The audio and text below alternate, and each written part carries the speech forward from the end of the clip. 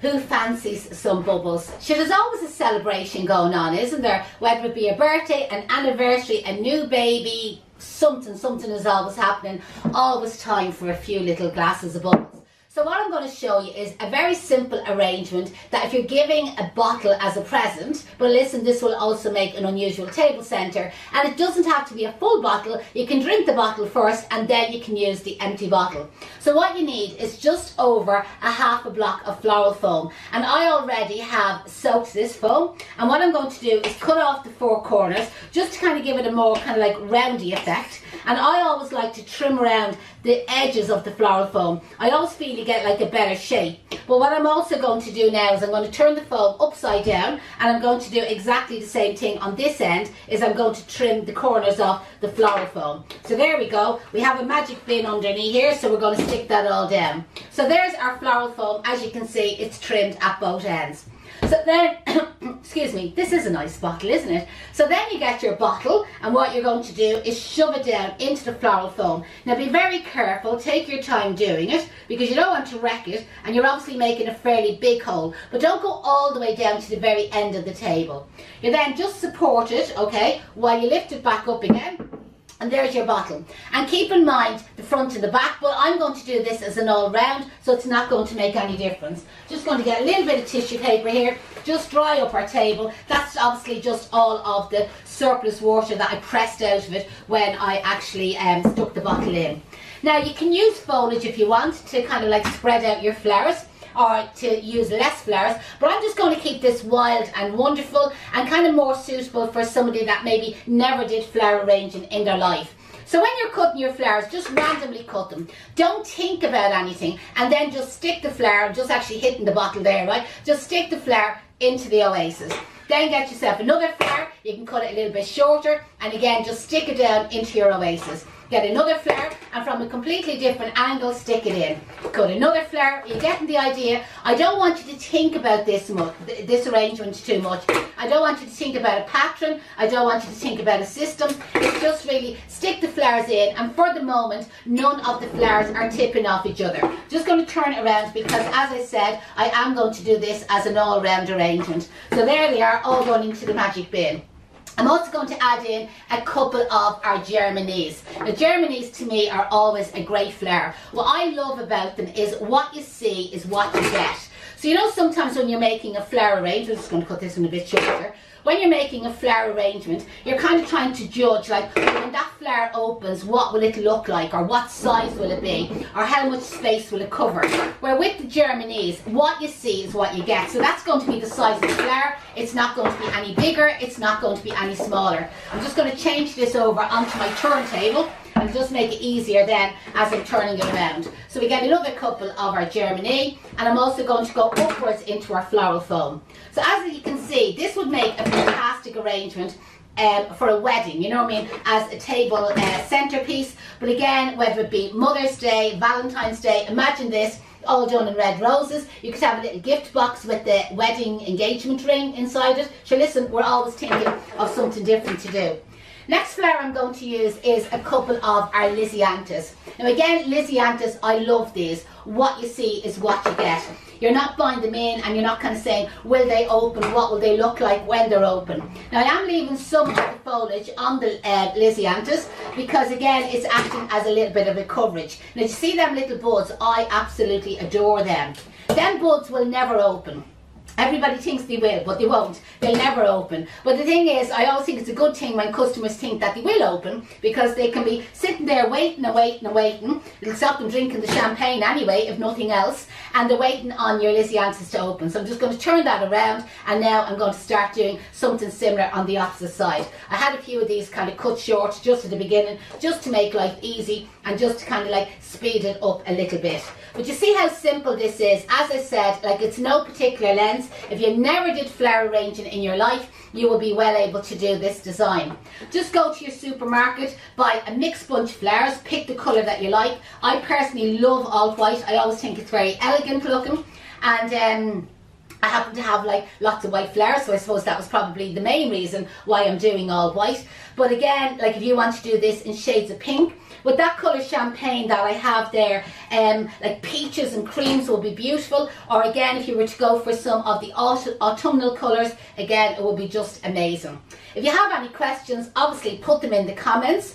And again, if anybody has any questions about courses that we do here at the school. Lots of people ask us, like, what exactly do you do? So it's more professional commercial courses that we do here, training courses that we do here at the school. These are kind of more hobby arrangements that I show when I'm doing the free classes, and it's probably just giving me a chance to talk to you and tell you about some of the things that we do here at the school. This flower here, by the way, is called a Veronica, and it's like a spray Veronica. Normally with Veronica you only get one flower on the top of the stem, but can you see the way that I'm getting like little multiple heads? So again, it's a great one as a little filler in through the arrangement. But back to what we do here at the school. We have 4 modules altogether. Module 1 is suitable for the beginner, and this really covers the basics, fundamentals, and gives an introduction to flower arranging. Now it does go quite advanced, I'll be honest with you. Like things like starting your own business, registering your name, getting your social media, getting an accountant, registering for VAT. We cover all of that as part of our basic fundamental flower arranging course. Again, we're getting our students prepared for going for a job in a flower shop. So again, we will cover what exactly they will be expected to know and what they will be expected to do when they're working in a flower shop. Even down to when they go for an interview, what they will be asked to make, or what sort of questions they need to be kind of prepared for when they go for their job interview in a flower shop. We're gearing all our students towards eventually not necessarily running their own business, though a lot of our florists do go on to run their own business. But again, it's doing it on a commercial level, where it's all great saying you love flower arranging and you love flowers, but at the end of the day, you want to be making money at it. And if you're not making any money at it, it can be an expensive hobby to have. So what we try and do with our students, or what we teach them, and we put a lot of emphasis on, is how many flowers are we using in each arrangement? What are the arrangements costing you to make? Working out what we call the stem count. Like the stem count would be like your list of ingredients, okay? Your recipe. What exactly do you need to make that arrangement? What is it costing you to make? And then we go through the overheads of running your flower business, so that you're able to work out the most profitable formula, so like that you will make a profit, that you will get a wage out of it, and that you will cover the overheads of your business. Like when you're running a florist business, you are going to have lots of expenses, down to your rent, your rates, your broadband bills, your telephone bill, your heating bill, IMRO, that's like your Irish music rights. When we're here in Ireland, we have to pay to have a radio kind of playing, insurance, wages, tax. Like, you know what I mean? I'm only tipping the iceberg here. I know if people are watching here that run their own business, they're probably screaming overheads at me. Like, you'd be absolutely broke when you're running any business, like trying to cover the overheads. And if you don't know all your overheads, and if you're not able to break them down to work out how much does it cost you to open the door of your flower shop, well then you're never going to make money. So here at the school, it's all about pricing for profit, so that you're actually coming home with a wage at the end of the day. Again, coming back to arrangement, if anybody has any questions, obviously put them in the comments there, and I'll respond. If I don't respond during this live class, I will get back to everybody afterwards. So again, just to kind of give you an idea how this is coming together.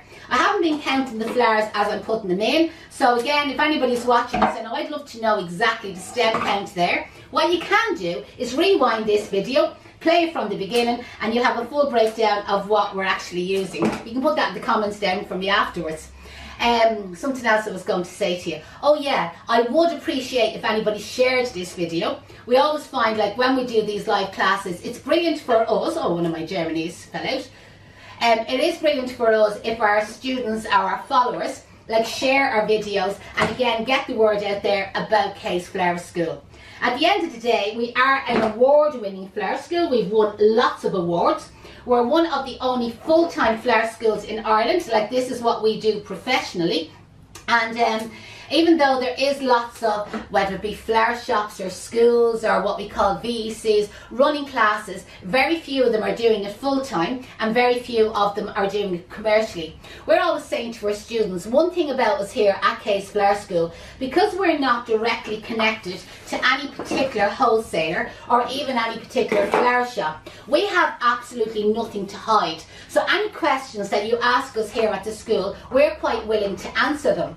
So if you want to know about suppliers, where you're buying them, cost prices, wholesale prices, setting up accounts with wholesalers, that we will cover all of that with you. And even if it's not on the course syllabus, we will still answer your questions, presuming we know the answer. But again, we're always emphasising to the students, once a student of K's, always a student of K's. Now what I'm doing here is I'm cutting up this little flower. Aster is probably what you call it. We call it here September flower, and sometimes we call it Michaelmas daisy. Does come in other colours. I have it in this lovely lavender, but what I'm loving about it is, see the foliage that's on it. So this is what's going to act as my coverage for covering in the floral foam. Some of the heads I'm able to cut off kind of individually, but you'll notice what I do to a lot of the heads is I cut in between the stems. You see, like this, come down in between the stems, cut it, down in between the stems, cut it, down in between the stems, cut it, and then when they start to get a little bit longer, I might cut them off individually.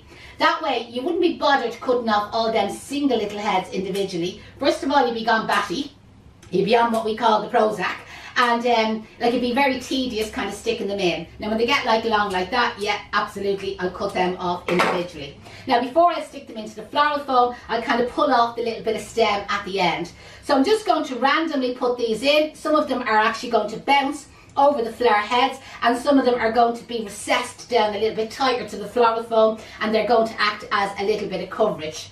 What do you think so far? I think it's absolutely gorgeous. I think I'd love this on the table, and I'd be all excited and waiting on the flowers to die so that I can drink it. I suppose you wouldn't have to wait for the flowers to die. You could ask somebody to bring you out another bottle of wine or something. You could transfer the arrangement over onto it, or you could get a dinner plate. If you've ate your dinner, you could lift it off and you could just sit it on the dinner plate. One or two of the flowers may have to be kind of like just removed from underneath so that you're able to rest it on the plate. So you can see there the September flower is a great one for covering, and again adding another little dimension into the arrangement. So when you're doing flower arranging, you're looking for lots of different textures, okay? Like there's no point in me doing this arrangement and only putting roses in. Now it'd be fabulous it would, you know, but adding in the gerbils, what's happening there is I'm getting a flat flower, and then with the rose I have a roundy flower, and with the Lysianthus I kind of have more of a tubular sort of flower. And then with our September flower, I have this kind of like daisy effect, but I'm getting the foliage, you know what I mean? And by allowing some of it to bounce over the flowers, you can see I'm kind of getting more of that garden kind of whimsical look, which is all the fashion at the moment and is right on trend. You'll find with a lot of flower arrangements at the moment now, it is making the workout a little bit more expensive. I suppose the Americans have brought this trend in of not using foliage, keeping it all flowers. So again, if anybody's watching and saying, God, you didn't use any foliage. No, the only foliage I'm using is the foliage that's naturally on the September flower, or that happened to be on the Veronica. So just cleaning off our table there, just so that you can see what's happening. And I'm just going to need another little bit of fillers just for covering it in. Now, coming up very soon, we'll be having our Christmas courses. Well, not very soon, okay, but we have it up on our website already. Because believe it or not, behind the scenes here at Case Flower School, we're actually organising all our pre-recorded video tutorials for our Christmas programme. So every year we bring out a Christmas programme, and it starts on the 1st of November. You could be in time to still avail of the early bird offer, okay? So just get in touch with us, drop us an email, info@caseflowerschool.com, and we can send you out the information. You could be lucky enough. But each year, as I said, we bring out a new Christmas programme, and this covers about approximately 20 different designs of arrangements. And every year it's completely different. So if you're a student watching there and you're saying, oh, I did the Christmas course last year, it's completely different this year. So we'd recommend kind of joining up. Now, in saying that, there's nothing wrong with what we taught you last year. But you always have to have something new and something different to offer to your customers, offer to your clients. So there's no point to keep showing them the same thing or trying to sell them the same thing year after year. But what we do to our students is we normally give them early access, first of all, to the tutorials, so they can kind of get started early as soon as the materials are available in the wholesalers. But also what we do is we give them access to the year previous, and sometimes the year previous of that again, the classes, so they can get the ideas, like what we did do last year. Sometimes some of the containers mightn't be available this year, you know what I mean, because again, the wholesalers are always changing the material. But that's not to say that you wouldn't be able to substitute the container for something else that is available this year. Now this is where we have what we call our bloom room when you're on our Christmas program. And each day, or you know, a couple of times a week, I can have the chats with you. You will have a specific WhatsApp number to contact me with. And again, any questions that you have about substituting containers, or maybe you have a container at home and you're saying, God, Jeanette, what could I do with that? What design would suit it best? All you have to do, take a photograph of it, WhatsApp it to me, and again, I will get back and I'll give you like any help or any advice that you need. Now I'm just coming to the end here. I'm nearly finished. A little bit of filler in underneath. Just when you're sitting down, you'll be looking into that part of the arrangement. So make sure that you fill in really well. And again, if anybody's watching and they're saying, oh my God, there was a lot of flowers went into that. Absolutely there was. But as I said, you can cut back on the quantity of flowers by adding in some foliage beforehand. Okay, I'm happy enough with that. Can you see any cop on spots there, Deirdre? No, it looks beautiful actually. Okay, so there is our champagne table arrangement for all occasions. To be honest, it doesn't even have to be a special occasion. I think on great day. I think this is going to be for me and I'm going to bring it home. Thanks a million everyone for watching. Any questions, put it in the comments. Any inquiries about our classes here at the school, drop me an email, info@caseflowerschool.com. Or again, if there's anybody there that would like to discuss with me their training floristry requirements and you're wondering what course would be suitable, give me a ring. Wait till after this live class now. But give me a ring. If you're outside Ireland, ring 00353 8626 44472, and I'm sure one of the girls will put that number in the comments. Good luck, goodbye, and have a great day.